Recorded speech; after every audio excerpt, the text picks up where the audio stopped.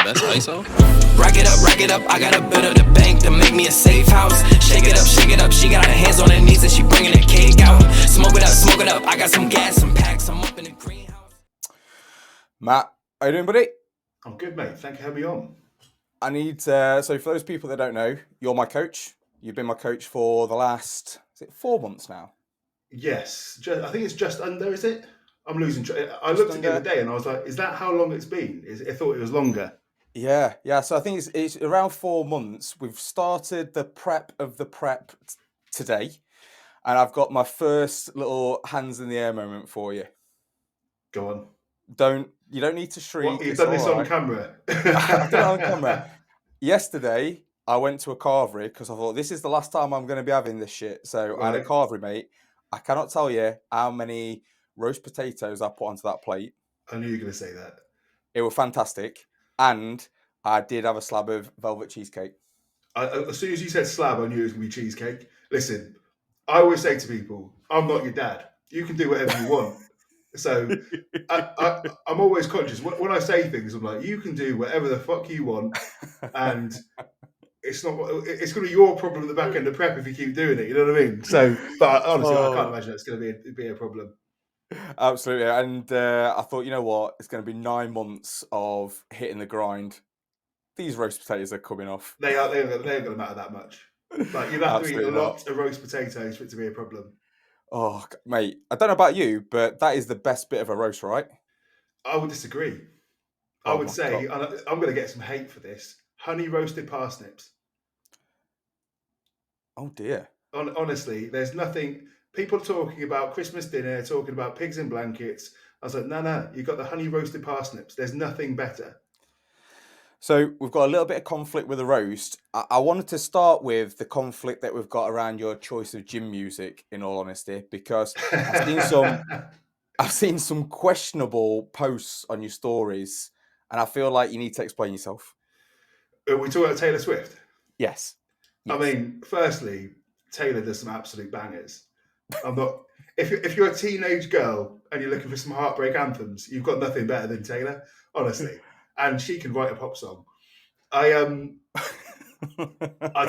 my Nickelback choices were a bit more questionable than that, but you know what? I'm not going to hear a bad word said against either. They're fantastic. I don't know, mate. I'm thinking if I'm mid-set of a fucking heavy hack squat, do I want Nickelback? I can roll with that. I can vibe with that. But Taylor Swift? I tell you what, if you want to feel a bit of angst, you want to go into it with a bit of angst. Like, did you ever listen to you're the same age as me? Do you ever listen to 3 Doors Down or like Goo Goo Dolls? Yeah. And do you know you've got those old NFL highlight videos on YouTube, and they had like the Kryptonite song. I feel the same thing when I listen to Taylor Swift. I feel like I feel like I'm transported back with a bit of teen angst, and I'm like I've got that emotional thing where my mum has told me off. I've run to my room, I put it on, and I'm bringing that into a set, and it might be a Taylor Swift song, and I'm cool with it. See, I'm more of like I'll go for like the Linkin Park, Jay-Z, bit of Green Day, maybe some. Don't you listen to Disney hits, Craig? Well, now I've matured in my older years, and I do, yes, listen to Disney crossovers with punk music. Oh, you've got kids, so you're allowed. I'm going to let you off a little bit. When you get there, mate, I'm telling you that those Disney songs are ingrained in your psyche, and you can't do anything but go back to them. I'm going to roll with you. I should be honest. Most of my gym music is like rap, R&B, metal. Although there's nothing worse.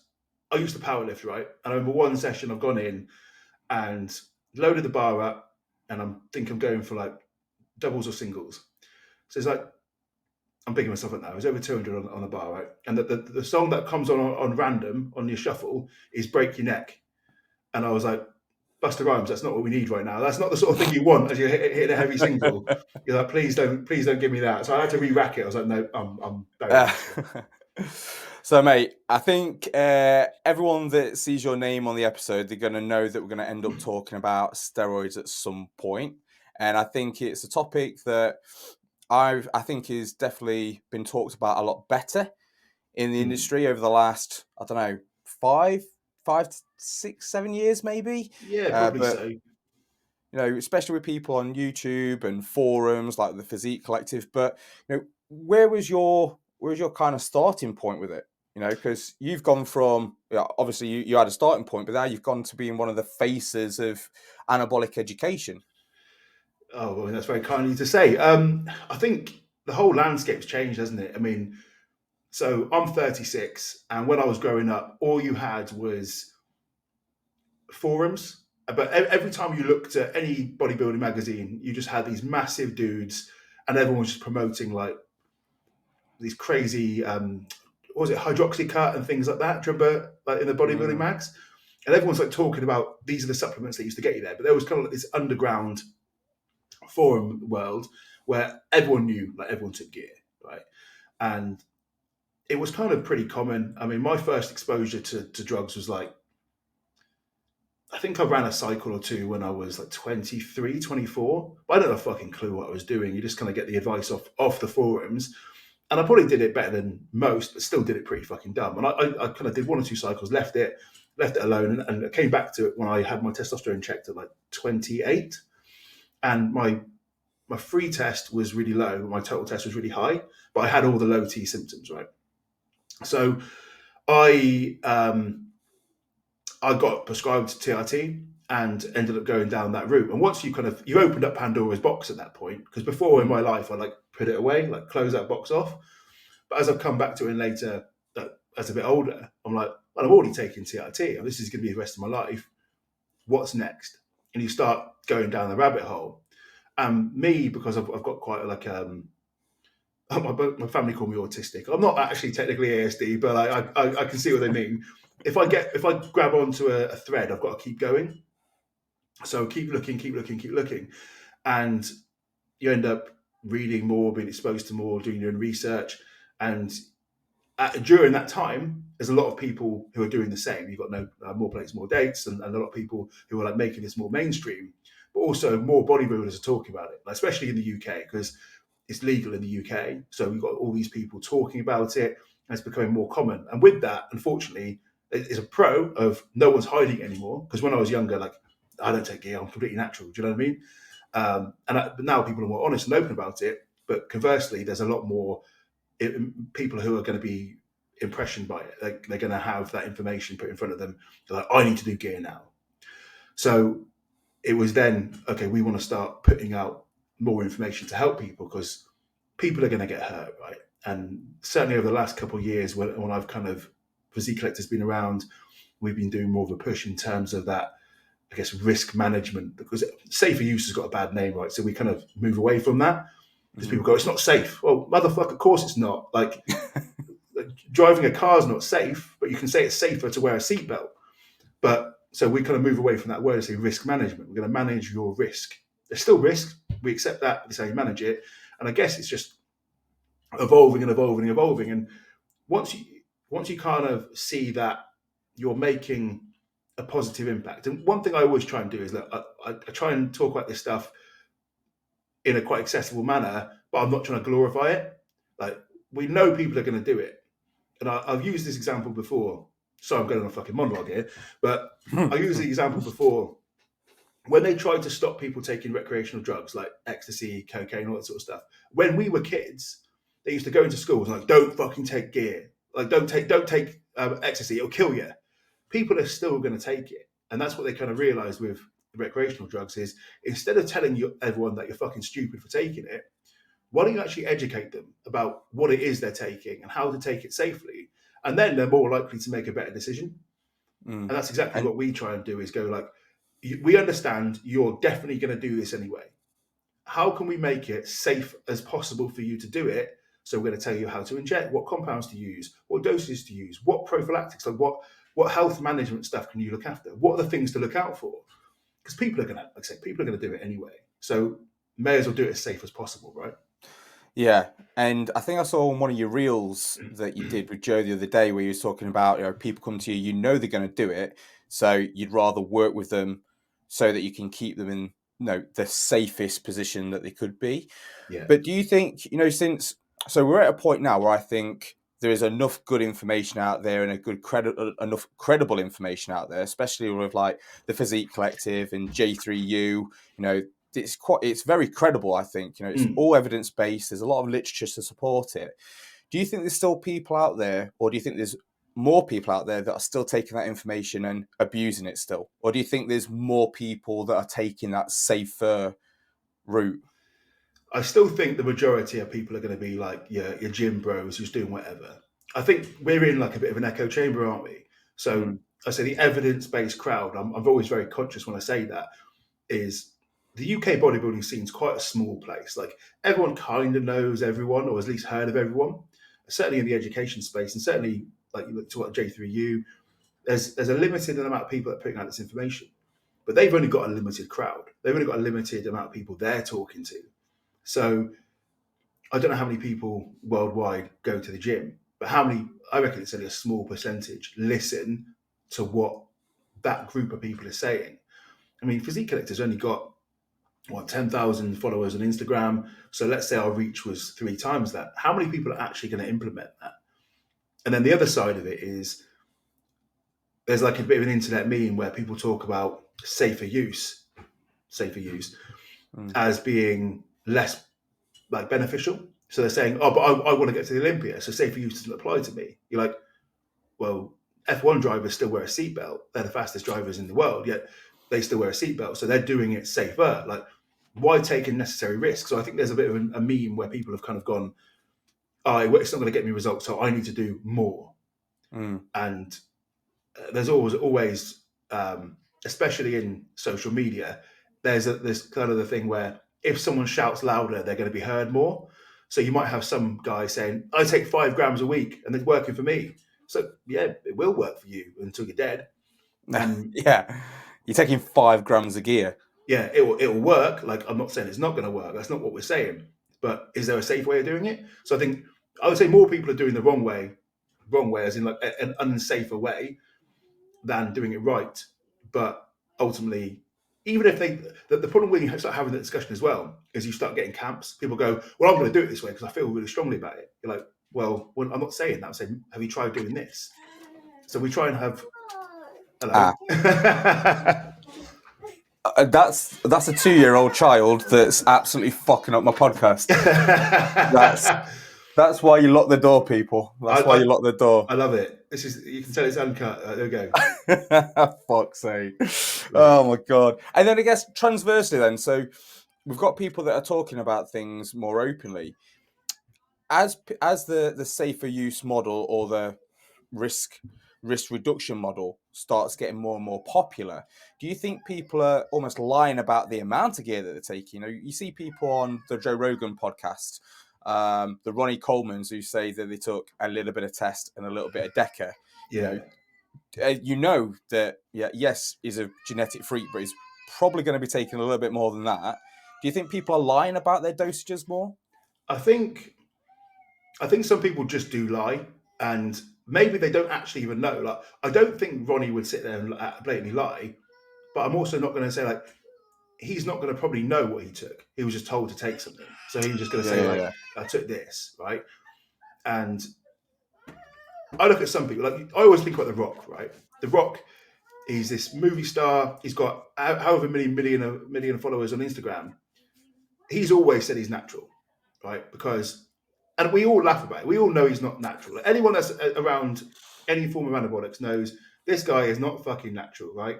Impossible. But I can understand why he says that, because firstly, he's not trying to sell me any supplements. So like, I don't really think of him as a bad guy. But also, how many people would start taking gear? So like on one side, you've got like someone saying I'm completely natural and he's lying, but he's doing it, I think, for the right reasons. I'm going, I can understand why you do that. Because imagine he said tomorrow, like, this is what gear I take. How many 16-year-old kids would start taking gear? All of them. And I think, like, fair point. His lie is like a good one, right? Yeah. And then you've got on the other side, you've got guys like Sebum, who I think probably tell the truth, but probably take a lot less than you think. And because he's such a genetic freak, such a genetic outlier, people go, nah, bullshit. Because I think he's lying, and I'm going to take more because of that. And they'll say, like, fuck it. He says he's taking 1 gram a week. He must be taking 6. So I need to take 6. And then, of course, in the middle, you've got people who are decent level bodybuilders, but obviously they're not CBUM, right?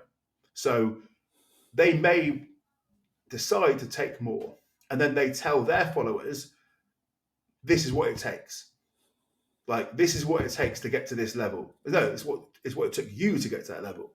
Like, some people can get absolutely tons out of nothing. Some people can get nothing out of tons. So I think there's definitely some lying. And then the final point I mentioned on that one as well is you see some people, it's almost like a brag. They go, yeah, maintaining at TRT, or like 250 at TRT. I'm like, you've been at TRT for 4 weeks, mate. Like, you were blasting gear miles before that. So you can't then go like, yeah, look how little gear I'm using. What were you doing before to get you to that point? Because that's not really a fair representation of the data. That's like saying, yeah, now I work as a milkman. That's how I made my money. Like, Matt, didn't you win the lottery? Nah, forget that, milkman. Like, it's not how it works.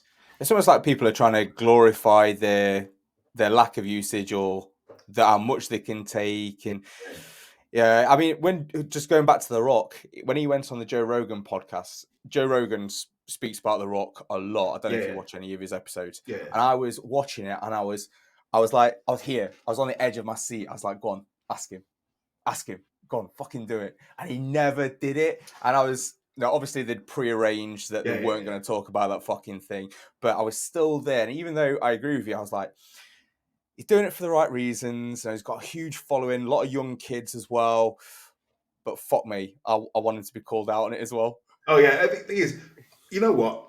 I don't actually care, because if he was selling supplements, right? If he was selling, take this protein powder and get as big as me, or like, I don't give a fuck. Like, he's not trying to sell anyone, any impressionable people, something.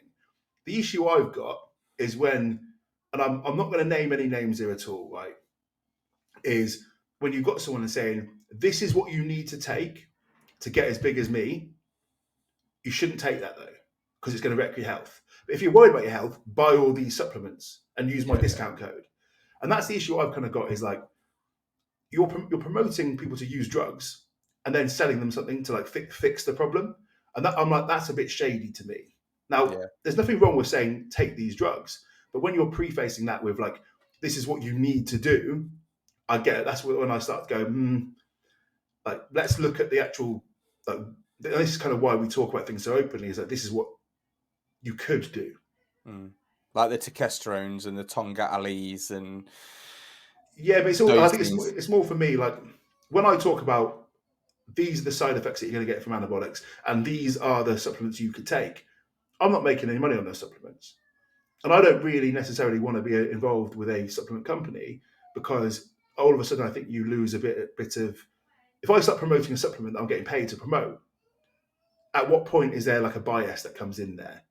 Yeah. And say you're promoting a supplement that you've made and you're like, you need to take this, do you? So that's why we always try and be quite impartial. Yeah. Money talks a lot of the times though, right? It does. I say that right now. Fuck me. At some point, if someone offered me loads of money and said, we're going to give you a supplement deal, like, I'm going to be honest with you, Craig. Money, like you said, money talks. I have a price. I don't know what it is, but I'm sure I've got one, right?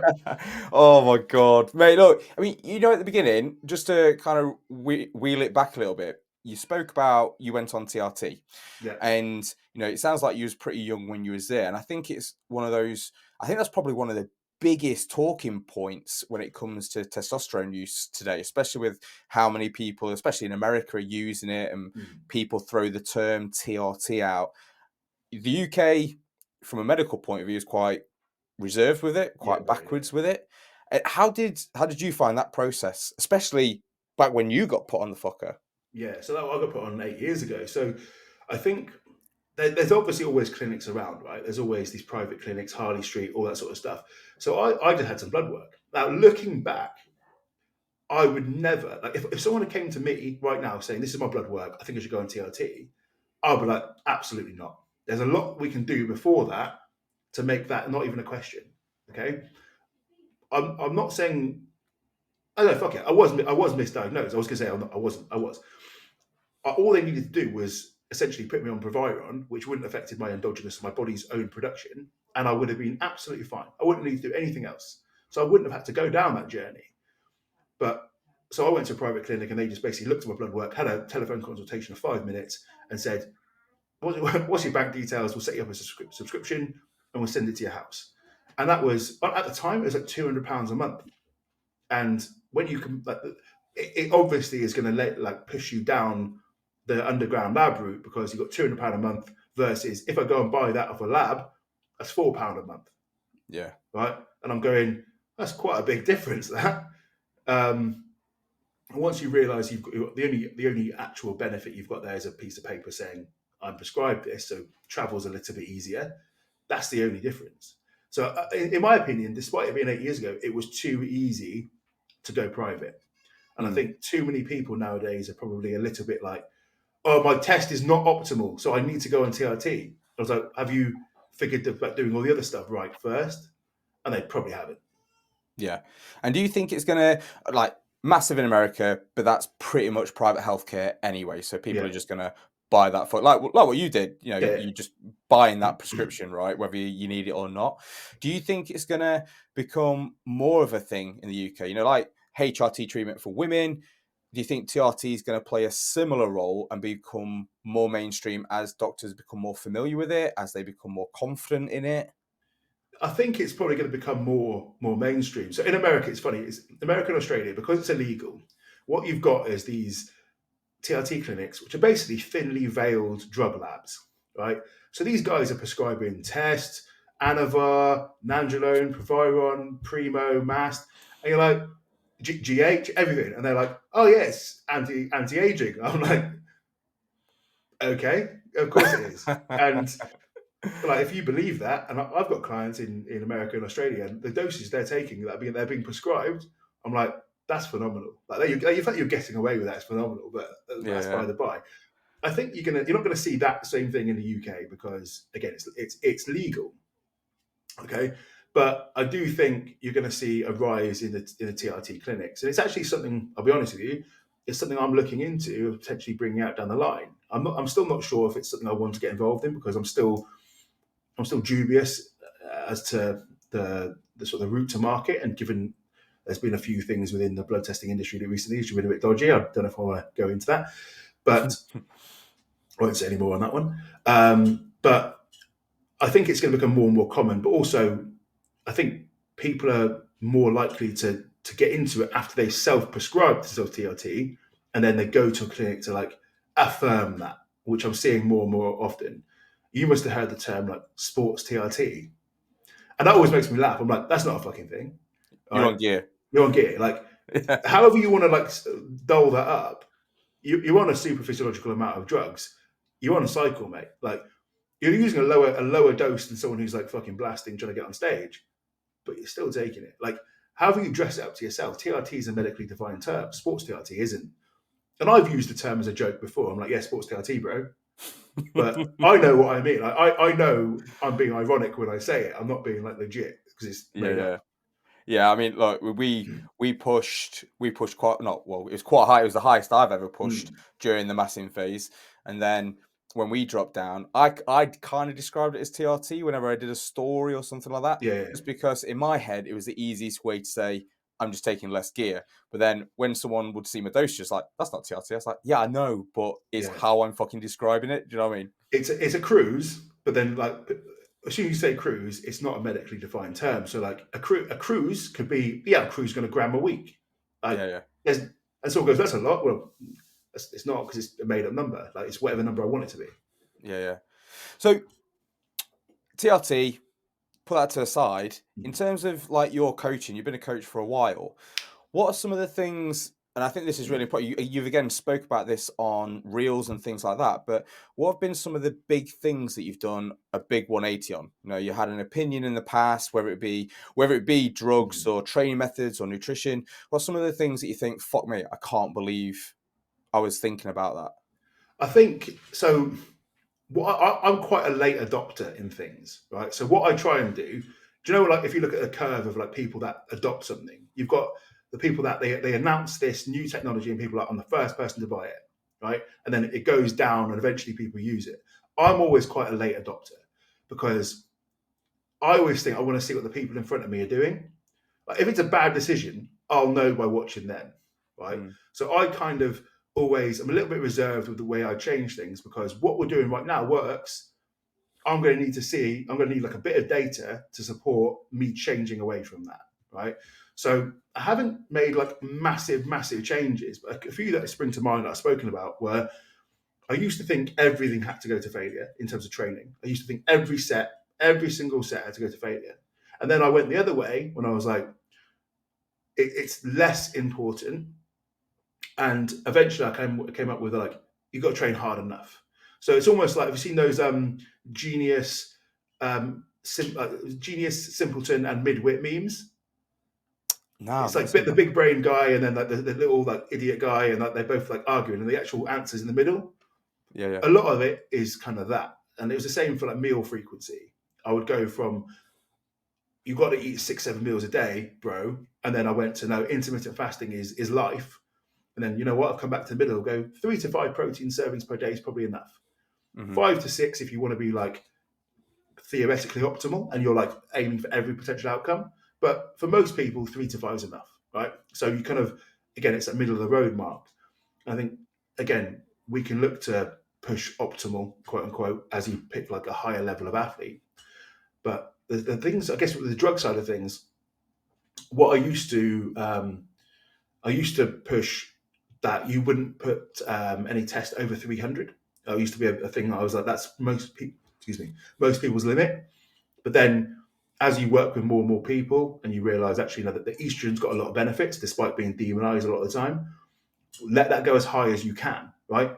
And just because I can't handle 300 doesn't mean that other clients can't. I've got clients that can handle a gram, right? As long as we're not using an AI or we're running into problems on that front. But just because I can't do something doesn't mean someone else won't benefit from it. And I think that's definitely what I've made there. And I think certainly the biggest, I wouldn't say change, but the biggest switch I've had in terms of my mentality is really, really emphasizing the health side of it. And which sounds counterintuitive because you're taking something which inherently is going to endanger you, but really, really pushing the prophylactic use. So what can we do to mitigate the side effects? What can we do from a dietary and supplementation standpoint to help with that? And what checks can we take to ensure we're at least being a bit diagnostic? Like, am I causing myself damage and tracking that over the term? So that's probably the biggest thing I focused on. And I would describe that as being the grey man, you know, being that person that's, like you say, you know, like the pinky in the brain type argument, you know, somewhere in the middle. I find I'm very similar to that. Like when I talk about like training and nutrition, people say you have to you have to remove all carbohydrates because of your insulin. I'm like, no, you fucking don't. Or the processed food argument, you have to get rid of all processed foods. Like, no, you fucking don't. Like, there's that middle ground. And I always find that, well, I always said I'll never be the most successful coach because of that. I always find the people that are like, pick one camp. This is what you need to fucking do. This is the only way you can do it. They seem to me to be like the more successful people on paper. Do you know what I mean? Like, they'll get a lot of interest early doors, maybe make a lot of fucking money, and maybe they die away for a little bit, but always seems to come back. I don't know what your thoughts are on that. I mean, my only thing I'd say on that is I don't want to live like a cunt. Do you know what I mean? I've got the internal metric of, all right, if I make a mistake, right, and I say something wrong or I change my mind on something, that's okay. I put my hands up and say I change my mind on that. But if I'm outwardly, so there's two types of people that do it. One, people that don't know any better, and they create this like cult-like following around themselves, and they're doing it out of almost ignorance. I can almost let them off because they don't know any better, but they also attack anyone that questions their position, right? But you've also got the other person who does it knowingly that they're probably causing issues, right? And those are the people I fucking hate. And I think I'm very similar to you. I think if I was going to go and attack people and I was going to go and say, I don't know, I'm going to go and say all processed foods are shit and I'm going to do all these things, I would have to live like that. And I don't want to live like that. Basically, just knowing that you're an absolute bellend. Well, that sounds like a great way to live. And even if you didn't know, like, even if you thought you were doing the right thing, the world is telling you you're a bellend because you've got hundreds of people going bellend, right? And that's enough to me to go, yeah, it's probably enough data to suggest I probably am a bellend. Do you know what I mean? Like that's enough. So, but also sex sells, isn't it? Like you've got this really hard entrenched camp, and I've always laughed about the take someone like Trained by JP, right? You get here like people that go, oh my god, Jordan only ever does this. I'm like, have you ever listened to Jordan talk or like listen to like watch how he trains? Like what you think he does versus what he does. Jordan's a really intelligent guy, right? But everyone says, yeah, he's just low volume, high intensity. Well, if you just break it down to like a sentence, kinda, but like he actually just trains in a really good way for him, right? And he's doing where that works really well for him. He believes in high intensity training, but he does an appropriate amount of volume that fits him. And if I took that sentence and it picks exercise that he enjoys, all these things, if I took that sentence and I gave it to anyone else, they go, well, that makes sense. But all of a sudden, people go, oh, that's what JP does. You're like, no, it isn't. It's what you think he does. And the same for the high volume guys. Oh, they don't train hard. You're like, have you seen them train though? Like, they agree with most of the same shit. Like they're agreeing with, I would say 99% of the same stuff. But people like to argue with that minutia, the 1%. And that always amuses me, like actually agreeing on most things here, but you've got to find a reason for conflict for views. Yeah, I mean, you look at the the Dorian Yates camps where it's I'm only going to do 2 sets of this. I'm going to train it. People like to emphasize on what Dorian Yates has said, but even though he probably followed most of those principles, he would still have some nuances in between. He would still have there's a lot of like poetry to it. There's a lot of artistry to it. It's not just like you say that one sentence. It's not going to cover everything. And then people latch onto it, don't they? People have arguments like, yeah, but Dorian Yates said this. Yeah, but fucking this guy who's also jacked, he does 24 fucking sets a session. Like, yeah, is it great? Maybe for him, but not for everyone. Yeah, I find it. I find all that stuff really, really funny. Like, you see it more with nutrition, though, don't you? Like, people have got their own little camps, and I'm sure if we talk about, I don't want to call people out, but I'm sure we can all think of someone at the moment who's doing the rounds of the nutrition chat, and it's just like, do you know any better, or are you just trying to get an audience? And it's working because obviously these people have got big audiences, but also I don't really think you're helping anyone. Yeah. And that are you a bell end along the way? Yeah, are you a bell end? Yeah, probably. Yeah. So talking about that then, mate, as obviously, I mean, how long have you been in this? As a bell end yourself? Go on. Well, yeah, I mean, it has been said. Fuck's sake. I'm fine with it. How long have you been in this industry? How long have you been like a social media, a P.E.D. kind of spokesperson? So it's a bit of a weird one. So I originally started coaching in professional sport, and actually, like, I was an online coach before online coaching was like a thing, really. And I didn't really have that many clients back in the day, but I still coached a few people like from forums and stuff. And that was when Christ, when was that? Like 2012. So I was coaching people then, and I'll be honest with you, because at the time it wasn't really a thing, and because I guess I was so disillusioned with the amount of shit there was, I just kind of fell away from it. I would always have clients along the way, but I just went into like the corporate world for a bit, and then I guess I'd always train, I'd always be doing all that sort of stuff, but I really got back into it probably, when was lockdown? 2020? Yeah, 2020. I think like 2018 then I started getting back into it, like really getting back into it. And we created Physique Collective in lockdown. And I was still working in the corporate world, and I thought, no, I'm just going to produce some content. I'm just going to produce some educational content because that's what I like. Like, I've got a master's in sports science. I've always been involved. I've always kept up to date with the research. I've always been on like the sort of the front line of it, so to speak, or like keep up to date with it. But I was like, I'm just happy to talk about research. Then I started doing it more and more. I was like, I've got a few more clients. And it just sort of snowballed from there. And obviously Physique Collective took off. And then so I've been full-time coaching for, I think, 2.5 years now, like full-time. I can't remember the exact dates. It might be less. It might be about 2 years, actually. So, yeah, full-time fully since then. But I've been coaching for, over the course of my life, quite a long period of time. Mm. And over that time, one question that I really wanted to ask, because I mean, we don't have to mention names, but Joe, Cal from Pro Coach, Yeah, um, John Jewett, there always seems to be someone that's their nemesis, someone that is persistently. I mean, we probably know the name that I'm thinking about, but yeah. there's always someone out there that is like the nemesis. Have you ever had that where there's that one guy that won't leave you the fuck alone, and you know he's always there, calling you out? You might not respond to him, but he's just that little prick that's just nagging all the time. You know what? I think I've never really had anyone go at me particularly. Like, don't get me wrong, I've had like comments on videos and things like that, and people disagree with me. But the way I think about it, right, is those people are always going to exist. No matter what you do in life, someone's going to call you out on it. And I used there's a quote I heard Jamie Alderton say years ago. Jamie Alderton, like Grenade J. I don't know if you heard of him. He's like No. he was like a grenade athlete, and he's gone into like motivational speaking and whatever. Yeah. I know what you mean, yeah. He said a quote, and it always stuck with me. He said, "You could go and save a family from a burning building, and someone could still call you a show-off cunt." So I thought, whatever you do, someone's going to have a pop. So that's the cost of business, right? And there's another quote I like. I love a quote, by the way, Craig. It says, if you want to avoid criticism, say nothing, do nothing, be nothing.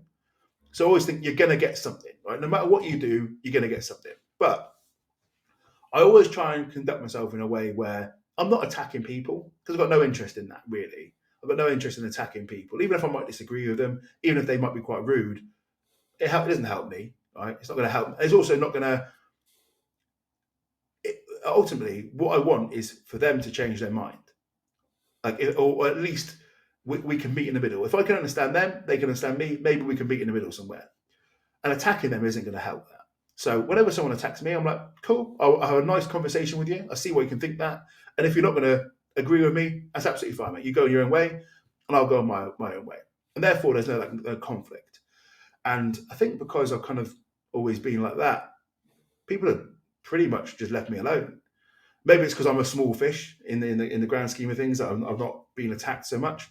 And I'm sure over time I'll probably get attacked more. But I always think, firstly, there's nothing you can really say to me that's going to really upset me that much. Like, what you're gonna really say? Like, I know all my flaws. Like, we're going to say, but also I've got no interest in getting dragged into that. And you say about Joe as well. Joe conducts himself in such a lovely way online, because even when people attack him, he was like, well, this is the data. What does the data say? Do you agree? And then you're not getting involved in this, you're an idiot, all those discussions. It's just fair enough. I can see your point of view, mate. This is why my point of view is the way it is. Why do you think what you think? And it's not a confrontational thing. It's just quite a nice discussion.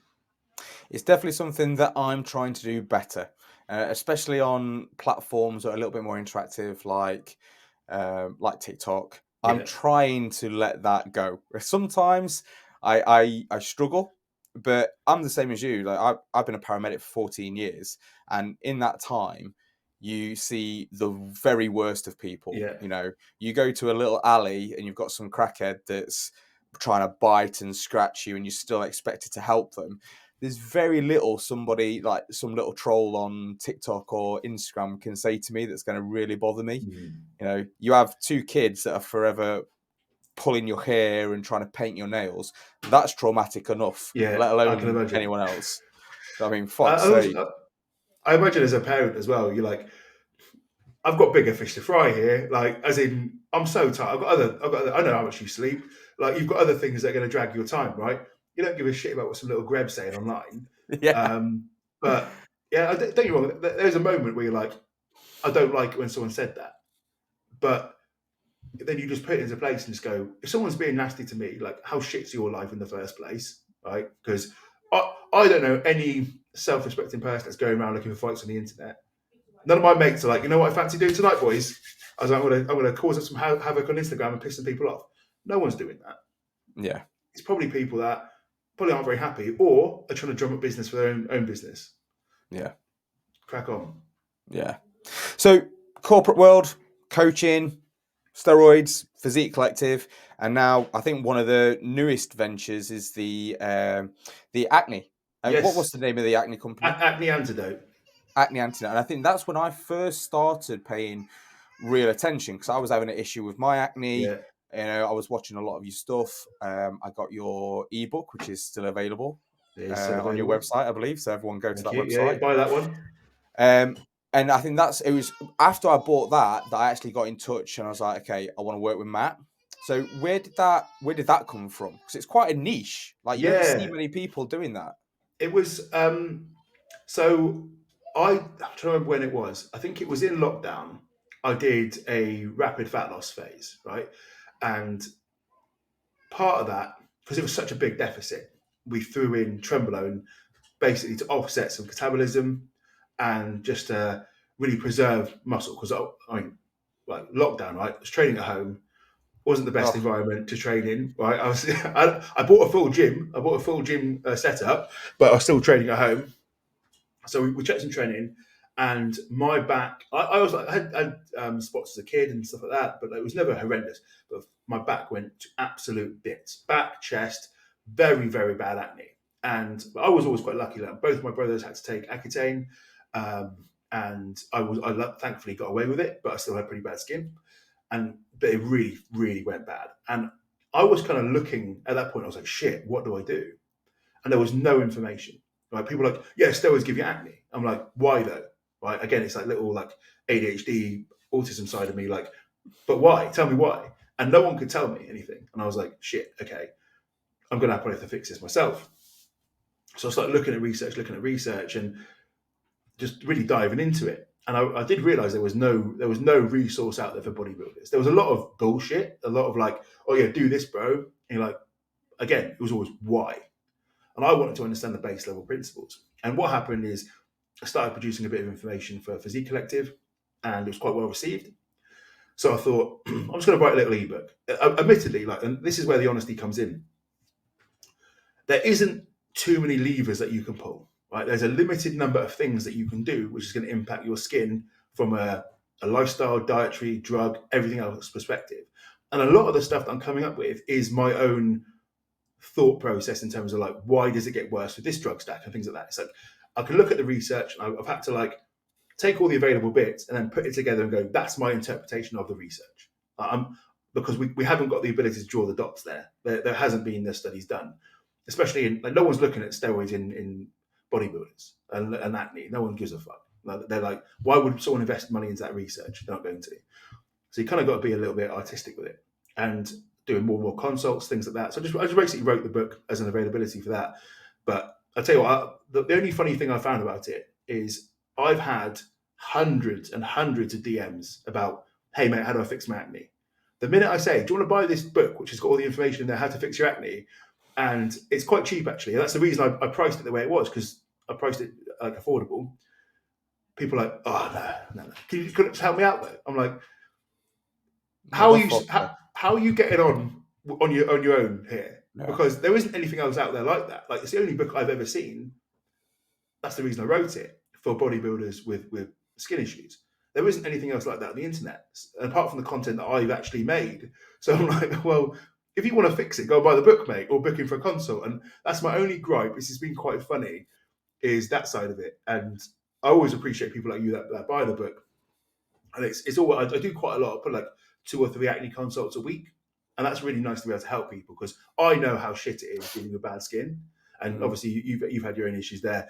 It's not a nice thing to go through, and a lot of the time it does boil down to just having to take antibiotics or Accutane or whatever. But at least putting everything else in place makes it all a little bit better. Yeah, and from my own experience, I mean, I talk about it quite honestly, openly, because fucking hell, you put your progress photo on, the amount of comments and messages I get from, like, again, the trolls, like, oh, you're running your gear too hard. It's like, motherfucker, I'm using not a huge amount compared to a lot. Like, I'm just, like, from a kid, I always had spots, and even when I was natural, no, I go into any kind of phase where I increase my food, my back would just Mm. flare up, you know? So I was like, yeah, I know I'm on gear, no fucking shit. But there is other elements to it as well. And my only issue, I think, is when people come on and the first thing they say, without any kind of context of like dosages, of what my regime is, Accutane. Yeah. you've got to take Accutane. I was like, fucking Jesus, there is so much more things you could do before you go take what is essentially quite a harsh drug. You know, there's so many things you can do before that, and that's my only gripe. Yeah, I mean, unfortunately, I do have some, I guess, sympathy with like the NHS and stuff because I've got friends that work in the NHS, got clients that work in the NHS, and it's really fucking hard. Like, they're so strapped for time, so ultimately, it takes you a long time to see a dermatologist. They haven't really got time to go through your nutritional history, supplementation history, lifestyle, all these things. They're kind of limited to like, what can I prescribe to a degree? I'm making this very simple, and I'm probably not doing enough service here, but they haven't really got the ability to do that. And also, most people go, yeah, they're going to lie. You're speaking to a doctor. Most people lie, right? Because I have it all the time. People come into a consult and say, "What's your diet like?" They're like, "Yeah, it's really good." Can we dive into that a little bit? You're like, "Well, that isn't really good for your skin." And then they're like, "Oh, okay." And then you can actually make changes. But the amount of times I've had it when people have been on Accutane, they fix it, quote unquote, and then they come back. It comes back later because they haven't actually changed their behaviors with their nutrition, with their supplementation, with their drug stack. They just assume it's like a silver bullet and it's going to clear everything. It might, but it's going to come back. And that's when you're going to run into problems, and that's when we have to have that consult to fix those initial things because that was never looked at. Yeah, and how much of it? Because you know, I know that genetically I'm not. It's going to be hard for me to control, despite all the things that we've put in place and all the rest of it. Do you think the majority of it is genetic led, or do you think there's a lot more to do with the lifestyle, nutrition, and the things outside that are going to impact on that? That's a hard question. I think there's obviously a massive, massive genetic component, right? And I always think about, look at the guys on the Olympia stage. These are guys that are doing a lot of drugs, been doing it for a long period of time, and their skin's pretty good, right? So there's obviously a pretty big genetic component to that. And we know kind of like the root we see with the reasons we get increased acne, or at least the risk areas that we're going to get increased acne. A lot of them all genetic led. So like your ability to manage oxidative stress as you get as you take P.E.Ds. What's your ability to produce sebum? What's your ability to at least avoid hyperkeratinization, where you're basically getting the hair follicle sheds and it's blocking up that pore? A lot of that is all genetically driven, and also your response to anabolics is very genetic. So that's obviously a huge part. But at the same time, genetics, you can't change that, and that's one thing where we'll never know. It's like, do you remember when people were obsessed with what's my natty potential? And I was like, you're never going to know, right? Like, you're never going to know that thing. That's like saying, how much money can I earn in my life? I don't know unless you do something about it, right? If you give me a calculation based upon every fact you had when I was 10 years old, it doesn't mean that's what I'm going to do. So who gives a fuck? You only know when you can do the rest of it. So whilst genetics obviously is a massive factor, I go, we can't control that, right? Unless all of a sudden we start being able to actually snip our DNA down the line and Elon Musk saves everything. What can we control? And that's the bit I kind of focus on, obviously, for the reasons I mentioned. Yeah, for sure. I mean, it's definitely. I mean, I've definitely seen an improvement. Is it where I want it to be yet? No, but we've still got tools to use, of which I've implemented today, which is going to be interesting. We'll see how that goes. And I think, I mean, I'm nervous about it. I know there's probably. I've started my Accutane kind of treatment today. I've got nerves just because I've never done it before. I think it's when you take your first jab, right? You know, Yeah. probably you're not going to feel anything, but you can shit yourself before you do it. I'll be honest, like the most of the horror stories you see with Accutane are the high dose stuff.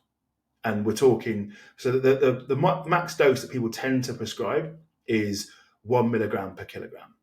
And so like a 100 kilo guy is taking 100 milligrams. And that's a lot, right? That's a lot. And that's when people get potential mood disruption, like eye issues. You're going to get dry lips, right? Dry skin. That's normal. Your body's producing less sebum. It's just going to do that naturally. But most of the horror stories are much higher dosages. And when you start to look at the literature, there's never, and this is where it's a little bit conflicting. They've never actually officially drawn like mental disturbances and all that sort of stuff to Accutane. They've always kind of said like that's not a thing. Now, I know that's not the case. I've seen it happen time and time again where people had mood disruption and depression and things from this. But what they're saying is from the drug, the net benefit is a plus, because let's say you're a 14-year-old kid with really bad skin and it's like fucking suicidal. If you put in 100 milligram Accutane a week, you're probably going to feel pretty shit, but you're going to feel better than you were. Long term. Like long term, it's a net win. But for something like a 20 milligram a day, I've seen clients go to 60. That's the highest I've seen a client go to. And I've never seen anything negative other than like a bit of joint pain and things like that, which you can work around. Yeah. Not me with my shit knees. If I get a little bit of joint pain, I'm fucked. Listen, mate, I'm 36. So I've had knee surgeries. I'm in the same boat. I get it. I get it. I'd say. So I'm just conscious on time. This is what happens every single time I do a podcast, mate. I say 30 to 40 minutes and it turns into fucking could be 2 hours. But one thing I wanted to finish on is overrated or underrated, and just do a bit of a quick fire, just see where you're at with these things in relation to me. So overrated, underrated, mate. Failure training. Oh, fuck. I've got a quick fire one. I would say in the evidence-based world, underrated. Underrated. In the evidence-based world, yeah. Yeah. It's definitely two camps there, right? Yeah, I mean, I love failure. I think failure training is great. I think it's overrated for some people. I think it's, again, it's that middle of the road thing. Train hard enough, right? Yeah. I've never seen anyone who's going, yeah, I train to failure every single time, bro. Show me you squatting to failure then. Or show me you deadlifting to failure. No one's doing that because they're not fucking stupid, right? So clearly, failure training's got a place, absolutely. But pick your moments. Yeah, absolutely. Overrated, underrated, pre-workouts. Overrated. I'm an addict. And I agree they're overrated, but fuck me. Do I have a good placebo effect? I'm with you. Listen, I've got fucking hundreds of them back there, but they are overrated. For me, it's a placebo, and it's like a little mental switch to get me going. And I think more often than not, most people, they're just going to fuck their sleep up with them. Yeah. Yeah, I don't have that issue because I don't sleep fucking anyway, so we're that's your own problem. That. That's my own problem. Fuck me. Overrated, underrated, optimal training. Overrated. I'm a big believer in like picking exercises and trying to make it as good as possible, but ultimately you can't optimize hard work. And also, if you don't fucking enjoy it, what's the point, right? So I think there's a time and a place. Certainly, I think most of the people that I see train optimally train like a pussy and pick exercise they like doing. That doesn't mean training optimally. Training optimally the outcome is still to grow as much muscle as possible. Hard work can't be discounted there. And don't get me wrong, we can absolutely make sure exercise selection and things like that are better, but you still can't navigate away from hard work. Yeah. The biggest one for me was when it first kind of came out, and I know it's been around forever, but the 45-degree single arm pull down. Yeah. Yeah, that was the quintessential optimized exercise. But you're right, when you see people do it, they're doing it like a pussy. Yeah. I'll go on there and I'm stacking it. I've got my gym pin on. I look like an absolute fucking savage when I'm doing it, just because you can make any exercise look hard or easy. Just don't train like a fucking pussy when you're doing it. I love that exercise, but again, most people are like, I've got to come in here. I've got to go. Don't go too extended like that. Get a good like. What are you actually trying to do? You still got to train hard. Like I've got my fucking protractor out. I'm going to this angle. Like shut up. Train hard. You prick. Right. Having a coach. Absolutely underrated. Like, and obviously, look, we're both coaches here, mate. We're both coaches. We've got a business there. It sounds like I'm obviously trying to big up my own business or big up coaching. I've never heard anyone who's got a coach saying having a coach isn't worth it. The only people that ever talk about, I don't know if I should get a coach, are people that haven't got coaches. So anyone that's got a coach knows the value of a coach. You haven't got to convince them. It's the people that haven't got a coach. And they're the ones that are making less progress. So who do you think's right at the end of the day? And it sounds like a bit of a harsh statement to make, but if you haven't got a coach and you're not making progress, well, guess what? You might need one. Like, it's as simple as that. the I love like enveloping these points, but you know, like I send like a message to someone that followed me. I'll say, hey, how are you? How's your fitness goals or whatever. Whenever I message a brand new level 3 PT, so like they've maybe been qualified for a couple of months, the first message I get back, I don't need your advice. I'm a personal trainer myself. I'm like, well, fuck me. First, I'm only saying hello, and secondly, that's a fucking red flag. Yes, you fucking do. So I coach predominantly coaches, right? And coaches work with me because not because I'm not doing anything necessarily revolutionary, but like, I've been around the game for a long time. People know I'm legit. They may be able to learn something off me, and they most likely will. But I also understand what they need to do, and I understand their job. Right? I understand your job. I understand your requirements. I'm going to get you results while you might learn a thing or two. But it's also a trust element. It's like if they didn't need a coach, why are they hiring me? That's how I built my business on it, right? Everyone needs someone. The only reason I haven't got a coach is I've got zero goals, right? At the minute, if I had to have a goal, I'm getting someone, right? Because Yeah. why would I not? I talk about the importance of a coach. I know the importance of a coach. And I understand not everyone can afford it, and I'm not going to make a thing about that. I'm not going to. Everyone's got their own way of spending their money. That's absolutely fine.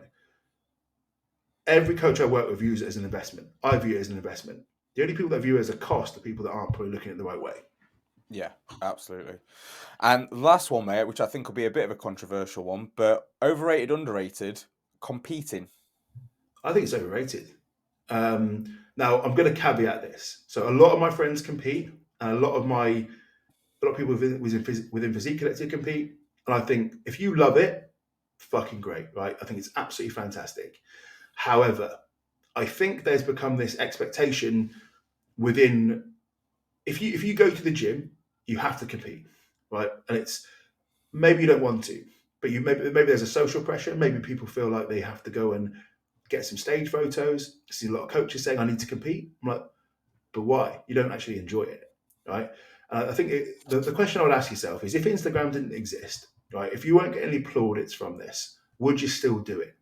And if your answer is still yes, absolutely compete, and just don't do it because other people think you should. And that's the thing. I see it a lot of the time, and I get a lot of consults with people where they've kind of fucked themselves up with a prep. I think, why do you want to do this? And they did it for all the wrong reasons. And you've got to have a reason for doing it. And I always put my hands up and say, people say, "Do you want to prep?" Absolutely fucking not. Right? I've got zero desire for it. Not because I'm scared of it. I think objectively I wouldn't be very good, but that's not the point. It's more like I have no desire for it. And if you've got no desire for it at the start, and you know the only reason I would ever do it would be to prove that I could, by the time I go around to week 18 and I'm fucking out my ass, I don't want to do this. Mm. Like, and I think that's a discredit for the people that step on stage and actually love it. But it's also like I wasted half a year of my life doing something I don't really enjoy. What was the point? So Yeah.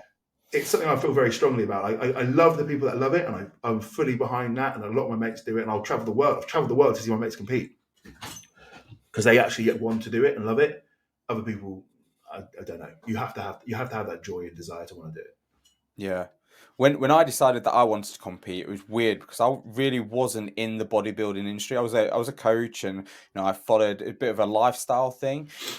When I first did it, it was because I needed a goal. Like I was the fat PT. I was that guy that was strong, had a decent amount of size, but I was just so fat, and I needed something massive. I needed something that was competitive to like keep me on it, and that was when I was natural, and that was a 9-month prep, and that was fucking torturous because I didn't even know if I was going to like it. I was killing myself for 9 months, and I was like, am I going to even enjoy it?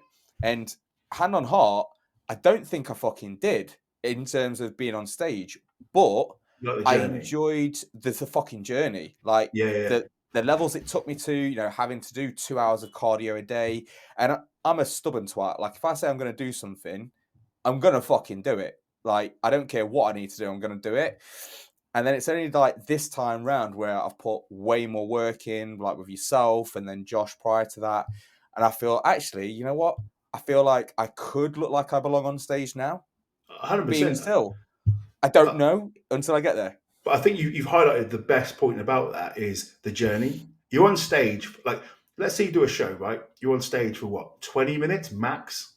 So if you're literally setting yourself up for, I'm doing a competition because I want to be on stage, I want to get some stage pics, or even the stupidest thing I've heard, I want to be able to have a cheat meal post show.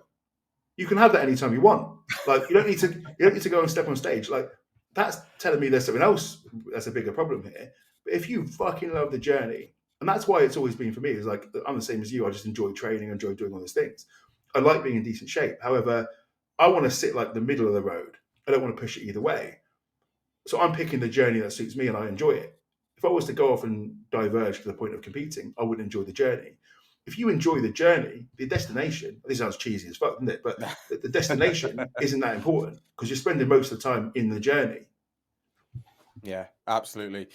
Mate, that was fucking awesome. So I think we'll finish it there because I know time is precious. But if people wanted to get in touch, if people wanted to find you, coaching, acne, all the rest of it, where do they find you? So easiest place to find me is on Instagram. It's Matt_Physique Collective. So all my links are in my bio on that one. So if you want anything there, want to chat about acne, want to consult, want to talk about coaching, I offer consults for anything from coaching, business, anything. So get in touch. And my business is Physique Collective. So that's an educational website. We've got an app you can download on iOS or Android. And it's, I was going to say the wrong price then. It's $9.99 a month. And it's basically a fantastic forum, loads of educational videos. And for the cost, you're not going to find anything like it on the internet at all. So that's me. Yeah, no, I'll vouch for that. I mean, I was on Physique Collective. I think I've been on for about 6 months, and it's just fucking phenomenal. Like the response that like you guys, you, Joe, the other coaches on there, it's just like you ask a question, you're answered within a day. I'm gonna big up one little bit here, Craig. One thing we try to do with the forum, especially because there's loads of educational videos on there. We've got hundreds and hundreds of videos on there, right? But the forum is different to anywhere else you go, and people say this all the time. Someone comes and asks a question, and in most forums you go to, it's a fucking Shark Tank. Someone's like, they'll say something, you're like, you're a fucking idiot, and like everyone's hiding behind like an avatar, and you're just absolutely lambasted. I don't know where that word come from, Craig. Lambasted. That great word. Great word. I don't know. I'm showing my age now, but everyone's like coming on to you basically because you said like a quote unquote stupid question. We don't do that for Physique Collective. If you've got a question, we'll literally take it seriously and we'll answer it. We'll say, "Hey, you go, mate," and we'll try and help you along the way. And we've really, really tried to make the community a big thing of what we do, and that's why we've honestly got such an active forum. Me and Joe are on there every single day. A lot of the athletes are on there every single day. It's a fucking great place, and we're really, really proud of it. Yeah, no, I'm a big fan, mate. You guys have done. Oh, hang on. Why have I? What have you done there? Oh my god, I have no idea what I've done. There we go. We're back. So yeah, I'm a big fan of it, and I'd encourage. I said to all my clients, if I get any questions about P.E.Ds and it's like properly outside my remit, and I'm not 100% sure with it, straight to the forum because I know that's where the legit answer is going to be. But mate, thank you very much for that. It's been amazing. An hour and 20 minutes. Fuck me. Thank you for having me on, mate. Really appreciate it. Shit. See you later, bye. That's ISO. Rack it up, I got a bit of the bank to make me a safe house. Shake it up, she got her hands on her knees and she bringing the cake out. Smoke it up, I got some gas, some packs, some